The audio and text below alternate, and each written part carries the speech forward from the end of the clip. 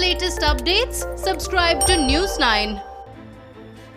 With coronavirus wreaking havoc for over 5 months now, the million-dollar question is, when will the pandemic end? World Health Organization Chief Tedros Adhanom said he hopes the pandemic will end within 2 years. Tedros referred to the pandemic as a once-in-a-century health crisis. The World Health Organization chief said the COVID-19 pandemic would end faster than it took for the Spanish flu. In our situation now, with more technology and, of course, with more connectedness, the virus has better chance of spreading. It can move fast because we are more connected now. But at the same time, we have also the technology to stop it and the knowledge to stop it. So we have a disadvantage of globalization, closeness, connectedness, but an advantage of better technology. So we hope to finish this pandemic before less than 2 years. The WHO chief said by utilizing the available tools to maximum capacity and using additional tools like vaccines can help us overcome the pandemic sooner. WHO's Emergencies Director Mike Ryan said the 1918 pandemic hit the globe in 3 distinct waves. The second wave of the 1918 pandemic was the most devastating.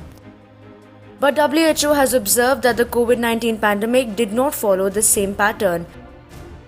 Viruses usually settle to a seasonal pattern, but the 1918 pandemic was different from that of COVID-19. The World Health Organization noted that a vaccine is a vital tool in the global fight against coronavirus. Tedros Adhanom said, despite learning many things about the pandemic, more research is required to fully understand the new illness. Recognition, rehabilitation, and research. Recognition of their disease, appropriate rehabilitation services, and more research to be done into the long-term effects of this new illness. Although we have learned so much about this disease, we only have less than 8 months of experience to draw on. We still know relatively little about the long-term effects. The WHO chief said that the COVID-19 pandemic has definitely pressured health systems worldwide. But it's not just the numbers of cases and deaths that matter.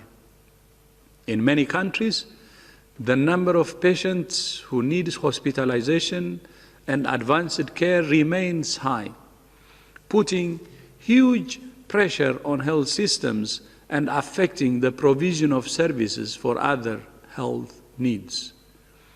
Several countries around the world are now experiencing fresh outbreaks after a long period with little or no transmission.